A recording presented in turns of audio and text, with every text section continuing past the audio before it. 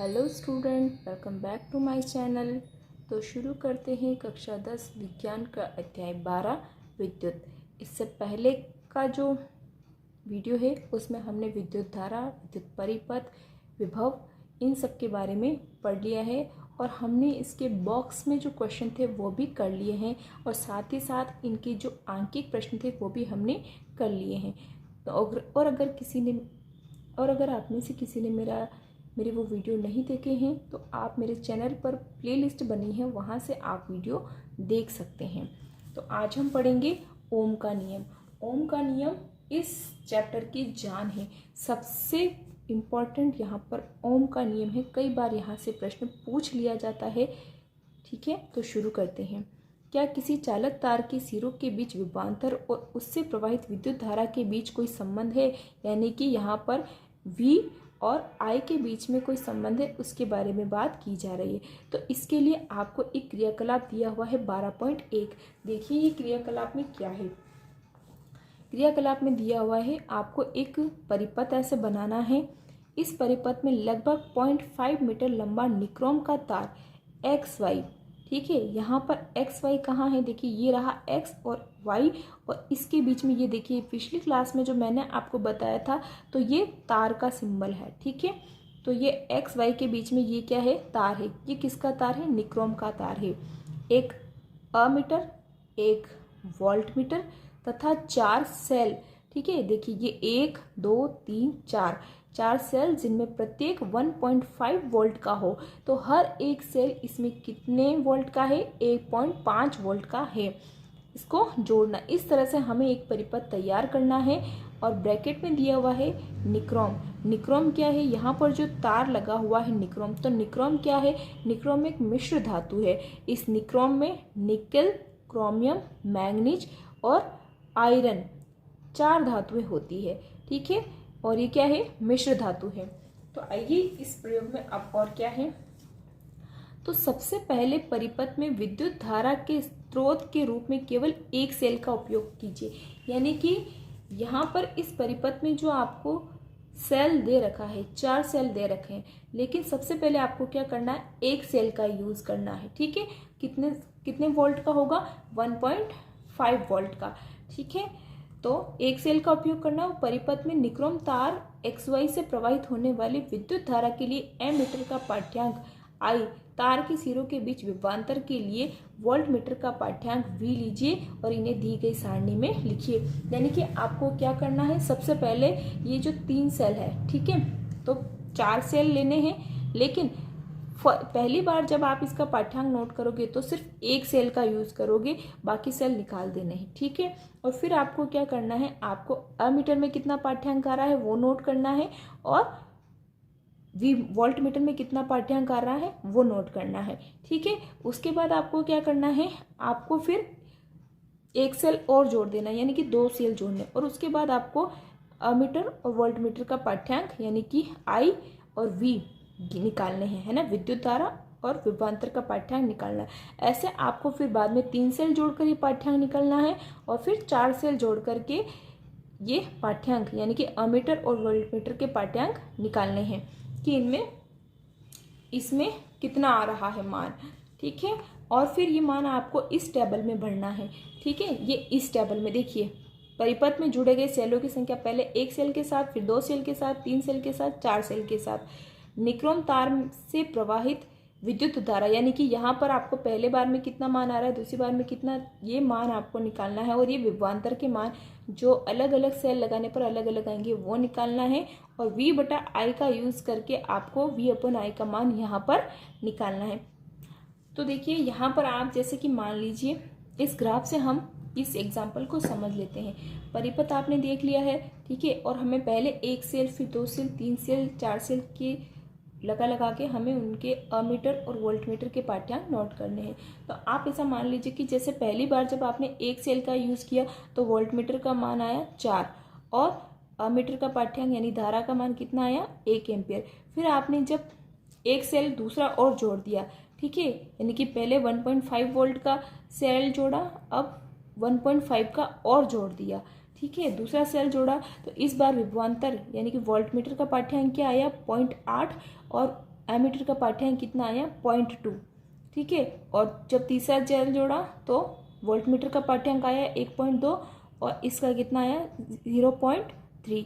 ऐसे मतलब कि इस तरह से ये पाठ्यांक आते गए और जब इनका ग्राफ खींचा गया तो इनका ग्राफ क्या बना, एक सीधी रेखा बनी, ठीक है। और ठीक है, इस प्रकार का ग्राफ बनता है, ठीक है।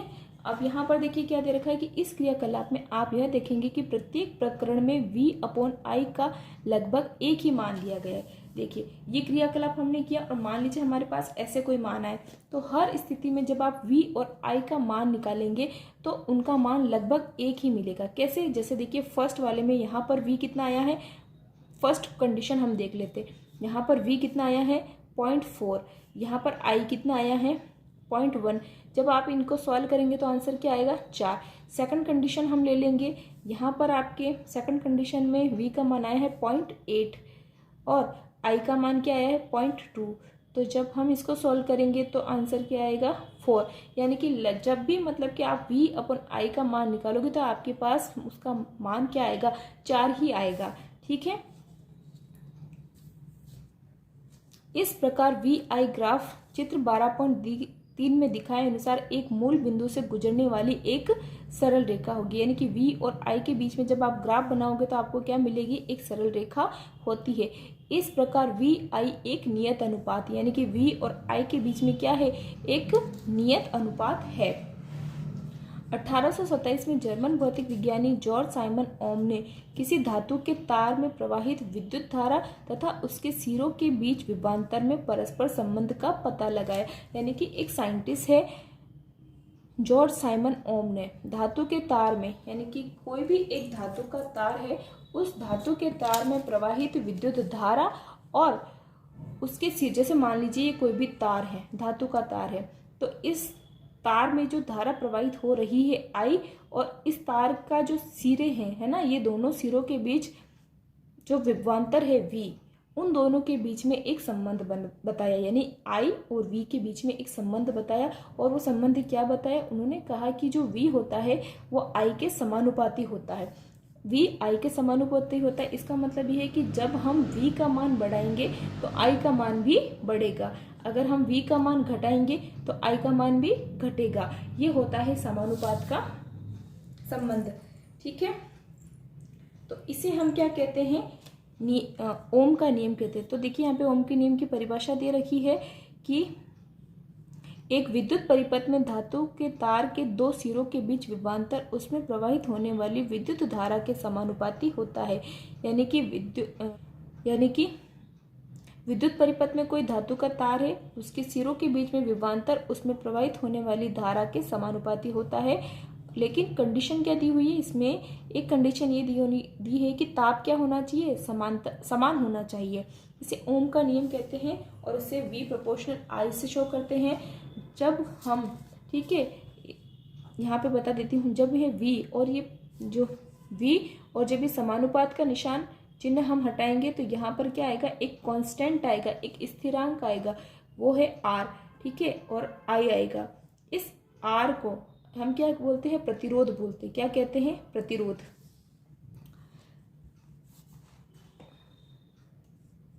देखिए V/, ठीक है, ये आ गया V बराबर R। अगर आपको, ठीक है, अभी मैंने बताया V बराबर R आ गया आपके पास। अगर आपको यहाँ से R निकालना है, ठीक है, स्थिरांक नियतांक का मान निकालना है इसको, तो R तो यही रहेगा, V यही रहेगा, I कहाँ आ जाएगा, इसके नीचे आ जाएगा। यानी R बराबर क्या हो गया, V/I। यहाँ से आप R का मान निकाल सकते हो, V का मान निकाल सकते हो, I का मान निकाल सकते हो। देखो V का मान क्या आया है, RI। अगर आपको I का मान निकालना है तो वो क्या हो जाएगा, V/R, ठीक है। तो इस तरह से आप 3 मान निकाल सकते हो। समीकरण 12.5 में किसी दिए गए धातु के लिए दिए गए ताप पर R एक क्या है, एक नियतांक है। यानी कि किसी धातु के लिए दिए गए ताप पर R क्या है, नियतांक है, जिसे तार का प्रतिरोध कहते हैं। यानी कि R क्या है, तार का प्रतिरोध है। तो प्रतिरोध क्या होता है, प्रतिरोध मतलब किसी भी धातु, किसी भी जो पदार्थ का गुण होता है कि वो अपने से प्रवाहित आवेश का यानी विद्युत धारा का विरोध करता है, उसी को क्या कहते हैं, प्रतिरोध कहते हैं। तो अगर किसी चालक का प्रतिरोध क्या होगा, अगर किसी चालक का प्रतिरोध अगर ज़्यादा होगा तो उसमें विद्युत धारा का मान क्या होगा, कम होगा। ठीक है, विद्युत धारा का मान क्या होगा, कम होगा। ये होता है प्रतिरोध का मतलब। तो किसी चालक का यह गुण है कि वह अपने में प्रवाहित होने वाले आवेश के प्रवाह का विरोध करता है। ये मैंने आपको भी बताया था। प्रतिरोध का एसआई मात्रक ओम है। ठीक है, जब भी आप, ठीक है, प्रतिरोध का एसआई मात्रक क्या होता है, आर का एसआई मात्रक क्या होता है, ओम होता है।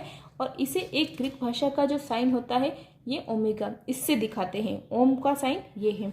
ओम के नियम के अनुसार R बराबर VI, यह भी हमने देखा था।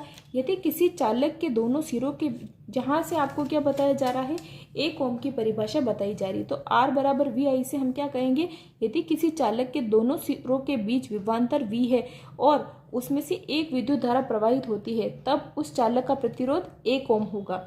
ठीक है, तो इसकी एक सिंपल सी परिभाषा है। तो 1 ओम परिभाषा के लिए ये वोल्ट, ठीक है, विभवांतर का मात्रक वोल्ट और विद्युत धारा का मात्रक एम्पियर। और यहाँ पर एक कब आएगा, जब दोनों जगह पे क्या होगा, एक एक आएगा। तो हम क्या कहेंगे, अगर विद्युत परिपथ में किसी चालक के दोनों सिरों के बीच 1 वोल्ट विभवांतर है और उसमें से 1 एम्पियर विद्युत धारा प्रवाहित हो रही है, तो उस चालक का प्रतिरोध कितना होगा, 1 ओम होगा। ठीक है, और I बराबर क्या है, V/R। ठीक है, ओम के नियम से ये मैंने आपको बताया था कि अगर आपको I का मान निकालना है तो V/R हो जाएगा। ठीक है, समीकरण 12.7 से स्पष्ट है कि किसी प्रतिरोध से प्रवाहित होने वाली विद्युत धारा उसके प्रतिरोध की व्युत्क्रमानुपाती होती है। तो आप ये इक्वेशन देखिए। ठीक है, ये इक्वेशन व्युत्क्रमानुपाती का मतलब क्या है, देखिए जैसे ये इधर I है, ठीक है, I और V ये भी बराबर के, मतलब कि ये भी ऊपर है और ये भी ऊपर है, तो इन दोनों में क्या, अगर V का मान बढ़ेगा तो I का मान भी बढ़ेगा। लेकिन I तो क्या है, यहाँ पर ऊपर है और बराबर के दूसरी तरफ R कहाँ है, बटा के नीचे है। तो I और R के बीच में क्या है, व्युत्क्रमानुपाती संबंध है इनके बीच में। यानी कि अगर यहाँ पर हम I का मान बढ़ाएंगे तो यहाँ पर R का मान क्या होगा, घटेगा। देखो अगर आप इसको गणित में समझना चाहो तो यहाँ पर R का क्या हो रहा है, यहाँ पर जो भी संख्या होगी उसमें हम भाग देंगे V में, है ना।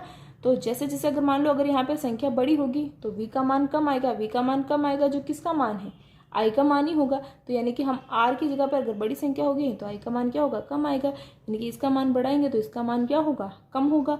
ठीक है, और इसका मान घटाएंगे तो इसका मान क्या होगा, बढ़ेगा। ठीक है, तो I और R के बीच में कैसा संबंध है, व्युत्क्रमानुपाती संबंध होता है। और जैसे अगर प्रतिरोध को दुगना करेंगे तो विद्युत धारा क्या हो जाएगी, आधी हो जाएगी। ठीक है, ये इसके जब न्यूमेरिकल क्वेश्चन आएंगे तब आपको ये बात समझ में आ जाएगी कि कैसे व्युत्क्रमानुपाती संबंध होता है। भाई अगर आपको ऐसे कभी भी दे दे I बराबर V/R, तो आप I और V के लिए तो बोलोगे कि ये दोनों समानुपाती है, लेकिन अगर I और R के बीच में बोलोगे तो बोलोगे I और R क्या है, व्युत्क्रमानुपाती संबंध है इन दोनों के बीच में। ठीक है, तो व्यवहार में कई बार विद्युत परिपथ में विद्युत धारा को घटाना अथवा बढ़ाना आवश्यक हो जाए। तो कई बार मतलब कि विद्युत परिपथ में विद्युत धारा को घटाया और बढ़ाया जाता है, कभी कभी जरूरी होता है। तो स्रोत की वोल्टता में बिना कोई परिवर्तन किए, यानी कि जिस भी स्रोत से हमें मतलब कि वोल्टता मिल रही है, उस वोल्टता में कोई परिवर्तन किए बिना ही परिपथ की विद्युत धारा को नियंत्रित करने के लिए उपयोग किए जाने वाले अवयव को परिवर्ती प्रतिरोध कहते हैं। यानी कि अगर हमें किसी भी सोर्स की वोल्टता में परिवर्तन किए बिना ही अगर हम उसकी विद्युत धारा को नियंत्रित करने चाह रहे हैं तो हमें परिवर्ती प्रतिरोध का उपयोग करना पड़ता है। ठीक है, किसकी सहायता से करते हैं, परिवर्ती प्रतिरोध। किसी विद्युत परिपथ के प्रतिरोध को परिवर्तित करने के लिए प्राय एक युक्ति का उपयोग करते हैं जिसे धारा नियंत्रक कहते हैं। और विद्युत परिपथ में अगर परिपथ के प्रतिरोध को नियंत्रित करने के लिए प्राय एक युक्ति का उपयोग करते हैं जिसे धारा नियंत्रक कहते हैं। यानी कि देखो, विद्युत धारा को नियंत्रित करने के लिए किसका यूज करते हैं, परिवर्ती प्रतिरोध का। और अगर हमें प्रतिरोध को नियंत्रित करना है तो हम किसका उपयोग करते हैं, धारा नियंत्रक का। ठीक है, विद्युत धारा को नियंत्रित करना है तो परिवर्ती प्रतिरोध का उपयोग करेंगे, और अगर हमें प्रतिरोध को नियंत्रित करना है तो हम धारा नियंत्रक का उपयोग करेंगे। अब हम नीचे दिए गए क्रियाकलाप की सहायता से किसी चालक के विद्युत प्रतिरोध के विषय में अध्ययन करते हैं कि विद्युत प्रतिरोध के बारे में। देखिए प्रयोग में क्या है, एक बार देखते हैं। तो यहाँ पर आपको क्रियाकलाप 12.2 दे रखा है। क्रियाकलाप 12.2 में आपको क्या दिया गया है, एक निक्रोम का तार लेना है, जैसे देखिए ये निक्रोम का तार है, एक टॉर्च बल्ब लेना है, ठीक है, एक ये तो रहा, ये टॉर्च बल्ब ये रहा, और एक 10 वोल्ट का बल्ब, ठीक है, ये 10 वोल्ट का बल्ब रहा, एक अमीटर लगाना है, एक प्लग कुंजी लगानी है, और तथा कुछ संयोजित तार लीजिए, यानी कि कुछ और दूसरे ये संयोजित तार, यानी कि जैसे कि ये बैटरी है, ये सेल है ना, तो सेल को ये इधर तार से कनेक्ट कर दिया, इधर तार से कनेक्ट कर दिया, कुंजी के भी ये तार लग रहा है, दूसरा तार इधर से निकल रहा है, और ये सिरा खुला छुटा हुआ है, और सेल का ये तार जाके अमीटर के धन सिरे से जुड़ रहा है, और ऋण सिरे से जो तार जोड़ा गया उसको खाली छोड़ दिया गया, यानी एक्स और वाई दोनों तारों को अभी जोड़ा नहीं गया है, इनके बीच में खाली स्थान है, ठीक है। तो ये जुड़ा हुआ है। अब आपको क्या करना है, ये जो x और y के बीच में जो खाली जगह छूट रही है, ये रहा x और y, इसके बीच में जो खाली जगह छूट रही है वहां पर आपको सबसे पहले तो ये निक्रोम का तार लगाना है, और ये जो जैसे ये डॉट है, यानी कि मैंने आपको बताया कि अगर ये डॉट है तो इसका मतलब कुंजी इसमें लगी हुई है, तो कुंजी हमेशा इसमें लगी हुई नहीं रखनी है। अगर तो निक्रोम का तार लगाया, इसमें कुंजी डाल के आपको निक्रोम के तार में जो विद्युत धारा प्रवाहित हो रही है उसका पाठ्यांक अमीटर से निकालना है, ठीक है, देख के निकाल लेना, और फिर कुंजी निकाल लेनी। बार बार हमें कुंजी क्यों निकालनी है, क्योंकि जब तक इसमें कुंजी लगी रहेगी विद्युत धारा प्रवाहित होती रहेगी, और क्या होगा, सेल खत्म हो जाएंगे, ठीक है, तो बैटरी खत्म हो सकती है। तो पाठ्यांक नोट करने के बाद हमें हर बार क्या करना है, कुंजी निकालनी है। दूसरा हमें दे रखा है फिर 10 वोल्ट का बल्ब यहाँ बीच में लगाओ, ठीक है, यहाँ पर लगा लो, बीच में तारों को जोड़ दो, फिर कुंजी लगाओ और एमीटर का पाठ्यांक नोट करो। ऐसे ही टॉर्च बल्ब यहाँ लगाओ और कुंजी लगाओ और एमीटर का पाठ्यांक नोट करो। इसी तरह जो अलग अलग तार है या फिर अलग अलग कोई भी जो वस्तु है उनको आप एक्स और वाई के बीच में लगाकर पाठ्यांक नोट कर सकते हो। वैसे 10th क्लास में अभी प्रैक्टिकल नहीं होते हैं, तो सिर्फ आप इसको समझ लो कि जब भी अलग अलग जो अवयव है उनका जब विद्युत धारा का मापन करेंगे एमीटर से इस परिपथ में, तो क्या होगा कि हमें ये क्या होगा कि विभिन्न अवयवों के लिए विद्युत धारा क्या भिन्न भिन्न होंगी, ठीक है। तो ये विद्युत धारा जो है अलग अलग अवयवों के लिए भिन्न क्यों है, तो कुछ अवयव विद्युत धारा के प्रवाह के लिए सरल पथ प्रदान करते हैं, यानी कि कुछ अवयव तो क्या हो क्या मतलब कुछ अवयव तो ऐसे होते हैं जो आवेशों को आराम से जाने देते हैं कि आओ जाओ हमारे अंदर से आराम से जाओ, और आवेशों का प्रवाह जितना ज़्यादा होगा विद्युत धारा का मान उतना ही क्या होगा, ज़्यादा होगा। लेकिन कुछ पदार्थ ऐसे होते हैं जो मतलब आवेशों को अपने अंदर नहीं जाने देते, उनका प्रतिरोध करते रोकते हैं, तो उसमें विद्युत धारा का मान उतना ही क्या होगा, कम होगा। अब आप ये देखिए कि कुछ पदार्थ तो ऐसे हैं जो अपने अंदर से विद्युत धारा को आवेशों को आसानी से प्रवाहित होने दे रहे, लेकिन कुछ पदार्थ ऐसे हैं जो अपने अंदर से विद्युत धारा या फिर आवेशों के प्रवाह को आसानी से नहीं होने दे रहे। तो ऐसा क्यों होता है, तो क्यों होता है, क्योंकि चालक के भीतर इलेक्ट्रॉन गति करने के लिए पूर्णतः स्वतंत्र नहीं होते हैं। जिन परमाणुओं के बीच ये गति करते हैं उन्हीं के आकर्षण द्वारा गति नियंत्रित हो जाती है। जैसे माना कि ये चालक है, कोई चालक है और इसके बीच में जो परमाणु है वो इस तरह से है ना, दूर दूर है, तो इसमें से तो मतलब इलेक्ट्रॉन आसानी से गति करेंगे, ठीक है, इलेक्ट्रॉन आसानी से गति करेंगे, तो यहाँ से क्या होगी, विद्युत धारा मतलब कि ज़्यादा प्रवाहित होगी। और एक जो ये पदार्थ है जिसमें क्या है कि इलेक्ट्रॉन मतलब इसके परमाणु बहुत पास में इतने पास में है कि इनके बीच में मतलब कि बहुत कम रिक्त स्थान है, ठीक है, तो इलेक्ट्रॉनों को गति करने में क्या होगी, बाधा उत्पन्न होगी, ठीक है। तो इलेक्ट्रॉनों की जितनी कम गति होगी या फिर इलेक्ट्रॉनों की गति का जितना प्रतिरोध होगा उतनी ही विद्युत धारा क्या होगी, कम होगी, ठीक है। तो ये सिंपल सी भाषा में आप इसको समझ सकते हैं, जो भी मैंने बोला उसको आप लिख के समझ सकते हैं। तो चालक के भीतर इलेक्ट्रॉन गति करने के लिए पूर्णतः स्वतंत्र नहीं होते हैं। जिन परमाणुओं के बीच ये गति करते हैं उन्हीं के आकर्षण द्वारा उनकी गति नियंत्रित हो जाती है, यानी कि जिन चालकों के अंदर परमाणुओं के बीच में आकर्षण ज़्यादा होगा उससे आवेश प्रवाहित नहीं हो सकेंगे, और जिनमें आकर्षण कम होगा उससे आवेश आसानी से प्रवाहित होंगे।